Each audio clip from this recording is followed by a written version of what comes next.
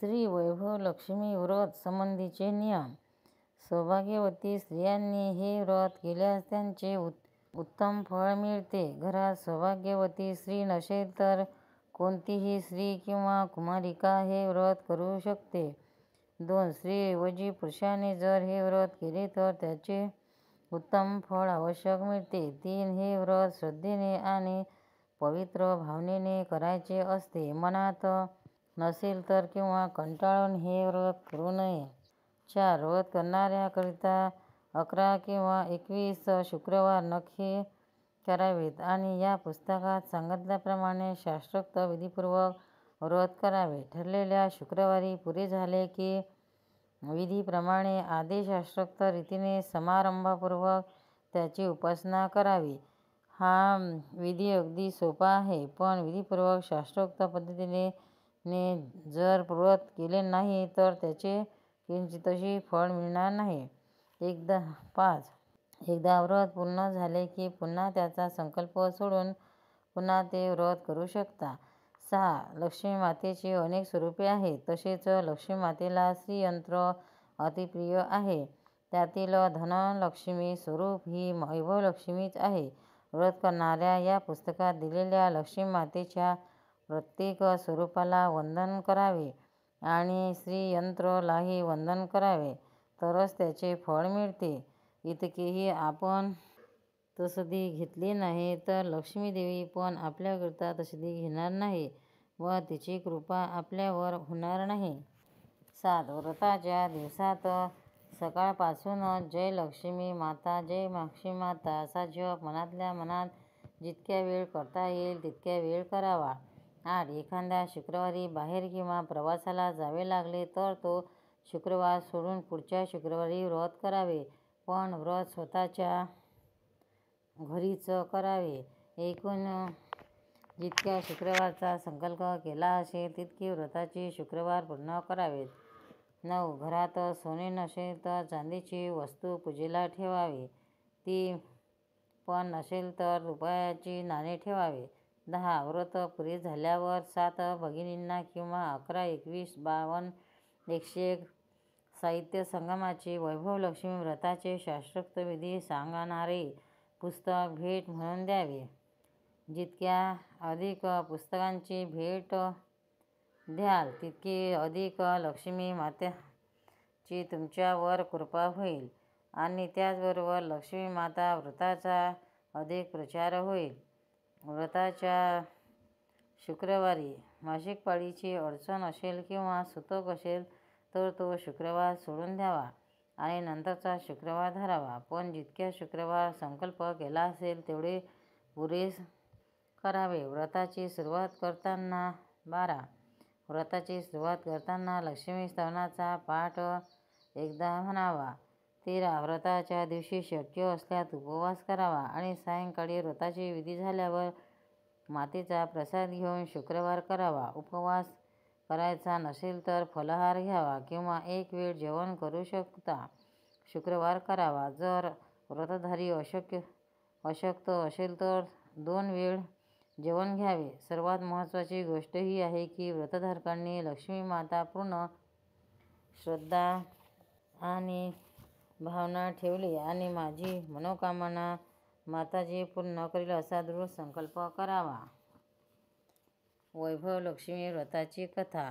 एक फार मोठे शहर होते. त्या शहरात लाखो लोक राहत होते. पूर्वीच्या काळी लोक एकमेकांच्या संगतीत राहत आणि उठत बसत असत, पण नव्या जमान्यात माणसाचा स्वभावच वेगळा बनलेला आहे. या शहरातली सगळी माणसे आपापल्या कामातच मग्न होती.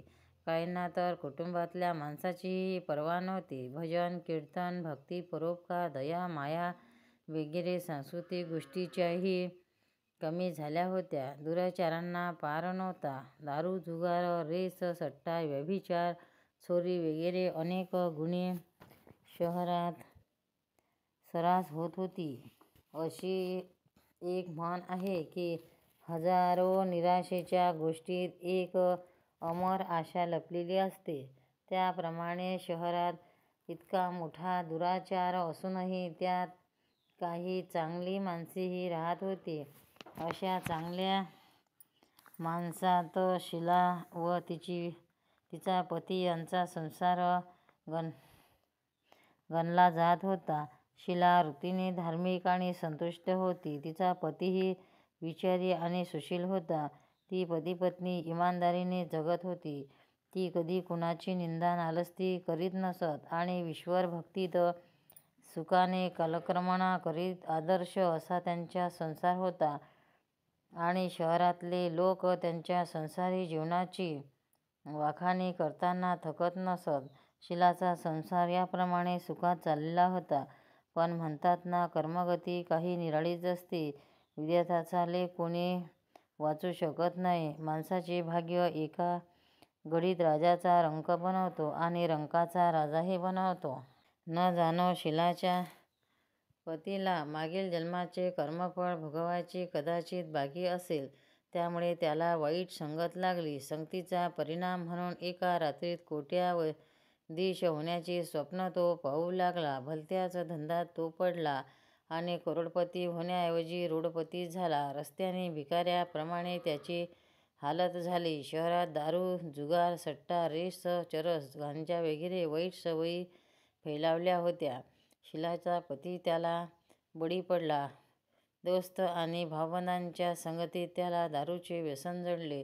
रातोरात श्रीमंत होण्याच्या लोभात दोस्तांच्या तिथावलीने त्याला रेस, जुगार खेळायचा नाद लागला.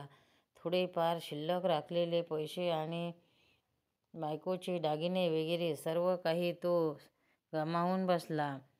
एक काळ असा होता की आपल्या सुशील पत्नीच्या सहवासात तो आनंदात आणि मजेत राहत होता आणि ईश्वरभजनात सुखाने आपला काळ घालवीत होता. त्याखेरीज आता घरात दारिद्र्य आणि उपासमार आली. पूर्वी सुखाने खायला प्यायला मिळत होते, त्या ठिकाणी आता 2 वेळ पोटभर जेवण मिळण्याचे हे वांदे पडत आणि नवऱ्याला शिव्या खायची शिलावर पाळी आली. शिला सुशील आणि संस्कारी स्त्री होती. पतीच्या वर्तनाने तिला खूप दुःख होत होते. पण परमेश्वराजवळ भरवसा राखून आणि मन मोठे करून ती सहन करी. अशी म्हण आहे की सुखानंतर दुःख आणि दुःखानंतर सुख हे अवश्य येतेच. त्याप्रमाणे दुःखानंतर एक दिवस सुख येईलच अशी श्रद्धा ठेवून प्रभुभक्तीत ती लीन झाली. अशा रीतीने दारू दुःख सहन करता करता आणि प्रभुभक्तीत दिवस घालवता घालवता एक दिवस दुपारी तिच्या दरवाज्यात कोणीतरी येऊन उभे राहिले. शिला विचार करू लागली की माझे घर दुःखाने आणि दारिद्र्याने भरले आहे. अशा वेळी माझ्याकडे कोण आले असावे बरे. तरी पण आपल्या दारी आलेल्यांचे स्वागत करण्याचा आर्यधर्माचा संस्काराची जाण असल्यामुळे ती उठली आणि तिने दरवाजा उघडला. पाहिले तो तिथे एक माताजी उभी होती. वयाने ती खूप मोठी दिसत होती, पण तिच्या चेहऱ्यावर अलौकिक तेज झळकत होते. तिच्या डोळ्यातून जणू अमृताचे थेंब पडत होते. तिचा उमदा चेहरा करुणा आणि प्रेमाने चमकत होता. तिला पाहताच शिलाच्या मनात अपार शांती वाटली. त्या माताजीला ती ओळखत नव्हती, तरी पण तिला पाहण्यास तिचे मन आनंदाने भरून आले. माताजीचे स्वागत करून तिने घरात नेले आणि एका फाटक्या तुटक्या चटईवर मोठ्या संकोचाने तिला बसवले. माताजी तिला म्हणाली, काय शिला, तू ओळखले नाहीस? काहीसा संकोचाने शिला म्हणाली, माताजी, तुम्हाला पाहून मला खूपच आनंद झाला आहे. मनाला शांत वाटत आहे. असे वाटते की कित्येक दिवस ज्यांना मी शोधित आहे त्या तुम्हीच आहात, पण ओळख लक्षात येत नाही. माताजी हसून म्हणाली, काय विसरलीस? लक्ष्मीच्या मंदिरात दर शुक्रवारी भजन होत असते. त्या ठिकाणी मी पण जात असते. तेथे दर शुक्रवारी आपली भेट होते. पती भलत्याच मार्गाला लागल्यामुळे ती अत्यंत दुःखी झाली होती. त्या दूर ती लक्ष्मीमातेच्या मंदिरात पण अलीकडे जात नव्हती. बाहेर लोकांना भेटण्याची तिला शरम वाटत होती. ती आठवण करू लागली, पण माताजीला कधी पाहिलेने तिला आठवण नव्हती. तेवढ्यात माताजी म्हणाली, लक्ष्मीच्या मंदिरात किती चांगले भजन तू गात होतीस. अलीकडे तू तिथे दिसत नाहीस. तेव्हा मी विचारात पडली की तू हल्ली का येत नाहीस. तू आजारी तर नाहीस ना. असा विचार मनात येऊन तुझी खबर काढण्यासाठी मी आले. माताजीच्या या अत्यंत प्रेमळ शब्दाने शीलाचे हृदय भरून आले. तिच्या डोळ्यात अश्रू उभे राहिले. माताजीच्या समोर ती हुंदके देऊन रडू लागली. हे पाहिल्यावर माताजी तिच्या जवळ गेली आणि तिच्या पाठीवरून हात फिरवला. तिची सांत्वन करून म्हणाली. माताजी म्हणाली, मुली, सुखदुःख हे ऊन सावलीप्रमाणे असते. सुखानंतर दुःख येते, त्याचप्रमाणे दुःखानंतर सुख येते.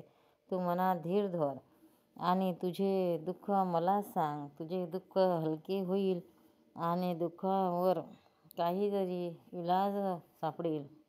माताजीचे बोलणे ऐकून शीलाचे मन शांत झाले. माताजीला ती म्हणाली, माताजी, माझ्या संसारात खूप आनंद आणि सुख होते. माझे पतीही सुशील होते. ईश्वराच्या कृपेने पैशाच्या बाबतीतही आम्ही समाधानी होतो. आम्ही शांतीपूर्वक खाऊन पिऊन ईश्वर भजनात दिवस घालवीत होतो. पण दैवाचा आमच्यावर कोप झाला आणि माझ्या पतीला वाईट संगती जडली. त्या संगतीत दारू, जुगार, रेस, सट्टा, चरस, गांजा वगैरे वाईट सवयीवर जाऊन त्याने सर्वनाश करून घेतला आणि रस्त्याच्या भिकाऱ्यासारखीच आमची स्थिती झाली.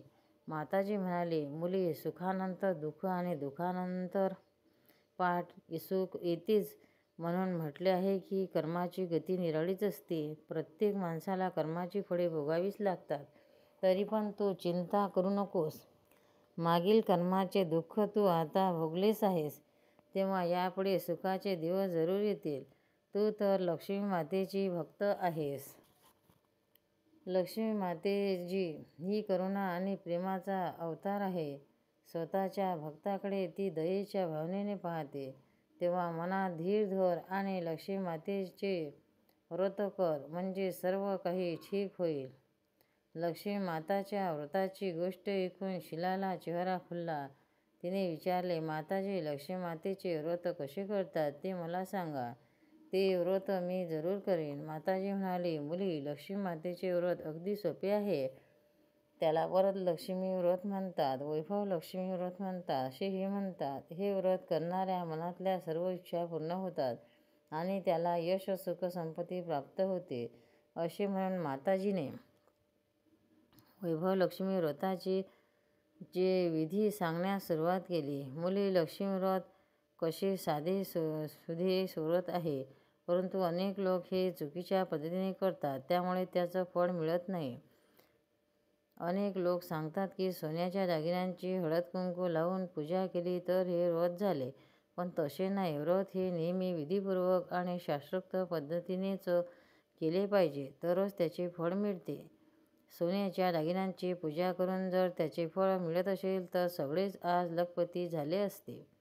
खरी गोष्ट अशी आहे ती सोन्याच्या दागिन्यांची विधीपूर्वक आणि शास्त्रोक्त विधीने पूजा केली पाहिजे. व्रताचे उद्यापन विधीपूर्वक आणि शास्त्रोक्त पद्धतीनेच केले पाहिजे, तरच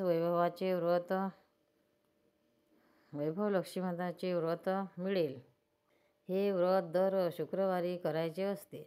व्रत करणाऱ्याने स्नान करून स्वच्छ कपडे घालावे आणि मनातल्या मनात जय लक्ष्मी माता, जय लक्ष्मी माता असा जप करावा. कोणाची निंदा करायची नाही. दिवाबत्तीच्या वेळी हात पाय धुवून एका पाटावर ठेवून त्यावर पूर्वेला तोंड करून बसावे. समोर एक पाट ठेवावा. त्यावर धुतलेला एक स्वच्छ रुमाल अंथरावा. त्यावर तांदूळाच्या लहानशी रास ठेवावी. त्या राशीवर तांब्याचा लोटा पाणी भरून ठेवावा. लोट्याला एका वाटीत एकदा सोन्याचा दागिना ठेवावा. सोन्याचा दागिना नसेल तर चांदीची एखादी वस्तू ठेवावी आणि तीही नसेल तर रुपयाचा एक नाणा ठेवला तरी चालेल. नंतर तुपाचा दिवा करून उदबत्ती लावावी. लक्ष्मी मातेची अनेक स्वरूपे आहेत. लक्ष्मी माता श्रीयंत्राचं संतुष्ट होते. तेव्हा वैभवलक्ष्मी व्रत करणाऱ्याने प्रथम श्रीयंत्राचे आणि लक्ष्मीमातेच्या विविध स्वरूपाचे अंतःकरणपूर्वक दर्शन करावे. या पुस्तकात मागे श्रीयंत्र आणि लक्ष्मीमातेच्या विविध स्वरूपाचे फोटो दिले आहेत. त्यानंतर लक्ष्मीस्तवनाचा पाठ म्हणावा. नंतर वाटीतल्या दागिन्यांची किंवा रुपयाची हळूहळू हळद कुंकू लावून पूजा करावी व लाल रंगाचे फूल व्हावे. सायंकाळी घरी बनवलेली एखादी गोड वस्तू प्रसादाला ठेवावी. त्या बनवली नसेल तर गुळ किंवा साखरही चालेल. त्यानंतर आरती करावी. अंतःकरणपूर्वक 11 वेळ जय लक्ष्मी माता असा जप करावा. नंतर प्रसाद वाटावा. त्यानंतर वाटीतील दागिना किंवा रुपया काढून घ्यावा. लोट्यातील पाणी तुळशीच्या कुंडात सोडावे आणि तांदूळ एका वडग्यात पक्ष्यांना घालावे. अशा रीतीने शास्त्रोक्त विधीने व्रत करावे. त्याचे फळ अचूक मिळते. या व्रताच्या प्रभावाने सर्व प्रकारे दुःख दूर होऊन भरपूर धनलाभ होतो. मुले नसेल तर मुले होते.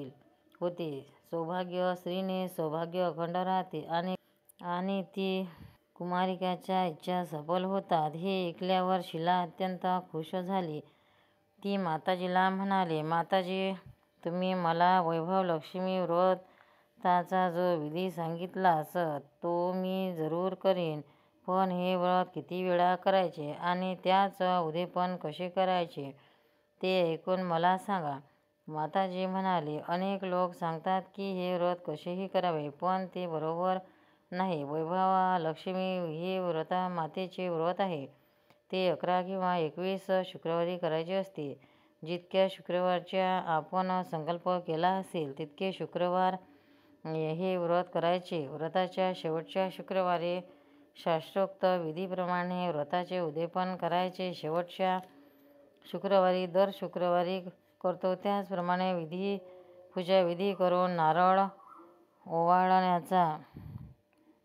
पण त्या दिवशी खिरीचा प्रसादच करायचा.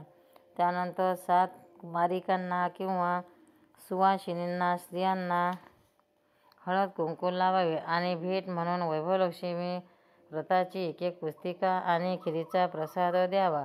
नंतर धनलक्ष्मी वैभवलक्ष्मी स्वरूप माताजीच्या फोटोला वंदन करावे. लक्ष्मी मातेचे हे स्वरूप वैभव प्रदान करणारे आहे. मातेला वंदन केल्यानंतर मनोभावे प्रार्थना करावी आणि हे लक्ष्मी माता मी अंतःकरणपूर्वक वैभवलक्ष्मी व्रत केले आहे. माझे कल्याण कर, माझ्या इच्छा पुऱ्या कर, निर्धनांना धन दे, निसंतांना संतान दे, सौभाग्यवतींचे सौभाग्य अखंड राहू दे, कुमारिकांच्या इच्छा पूर्ण कर, तुझे व्रत करणाऱ्यांना सुख परत दे आणि आम्हा सर्वांना सुखी कर, असे बोलून लक्ष्मी मातेच्या धनलक्ष्मी स्वरूपाला वंदन करून आशीर्वाद घ्यावा. माताजीच्या मुखाने वैभवलक्ष्मी व्रताचा विधी ऐकल्यावर शीलाने डोळे मिटले आणि त्याच क्षणी मनातल्या मनात संकल्प केला की मी पण माताजीच्या सांगण्याप्रमाणे विधीपूर्वक आणि शास्त्रोक्त पद्धतीने 21 शुक्रवार वैभव व्रत करीन आणि शास्त्रोक्त विधीने त्याचे उद्यापन करीन. मनात संकल्प केल्यावर शीलाने जेव्हा डोळे उघडले तेव्हा समोर कोणी नव्हते. तिला आश्चर्य वाटले. ती माताजी कुठे गेली? ती माताजी दुसरी कोणी नव्हती, पण साक्षात लक्ष्मी माताच होती. शीला लक्ष्मीमातेची भक्त होती. तेव्हा आपल्या भक्तांना मार्ग दाखवण्याकरता लक्ष्मी माता त्या माताजीचे रूप घेऊन शीलाकडे आली होती. दुसऱ्या दिवशी शुक्रवार होता. सकाळी स्नान करून मनातल्या मनात जय लक्ष्मी माता, जय लक्ष्मी माता असा श्रद्धापूर्वक ती जप करू लागली. दिवसभरात कोणाचीही निंदानास्ती केली नाही. सायंकाळ होऊन दिवे लावल्यावर हात पाय धुवून शीला पूर्वेकडे तोंड करून बसली. पूर्वी घरात सोन्याचे दागिने पुष्कळ होते, पण वाईट संगतीच्या नाहे लागून तिच्या पतीने ते सर्व गहाण काढले होते. मात्र मुखातली चमकी शिल्लक राहिली होती. ती काढून धुवून तिने वाटीत ठेवली. समोर पाटावर रुमाल पसरवून त्याच्यावर तिने तांदळाचे एक लहानशी रास केली. तिच्यावर पाणी भरलेल्या तांब्याचा लोटा ठेवला. त्यावर चमकी असलेली एक वाटी ठेवली. नंतर माताजीने जो विधी सांगितला त्याप्रमाणे तिने लक्ष्मी व्रत केले. घरात खडी साखर होती. तिने प्रसाद केला.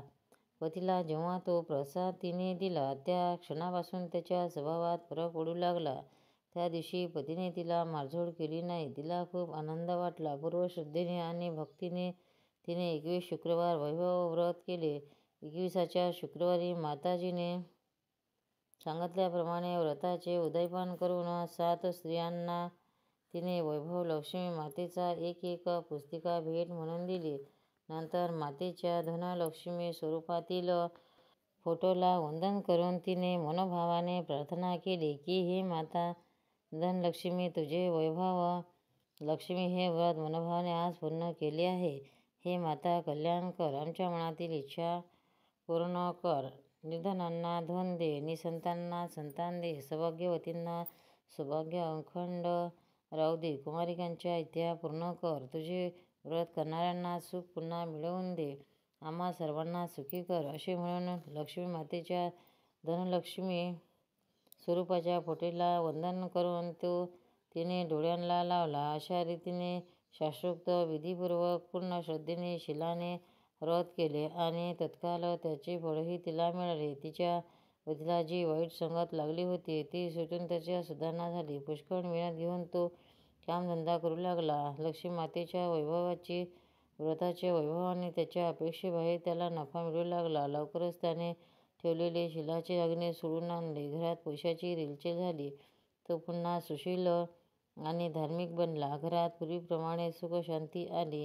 हे लक्ष्मीव्रताचा हा प्रभाव पाहून शेजारी पाजारी स्त्रियांना शास्त्रोक्त पद्धतीने हे व्रत करण्यास सुरुवात केली.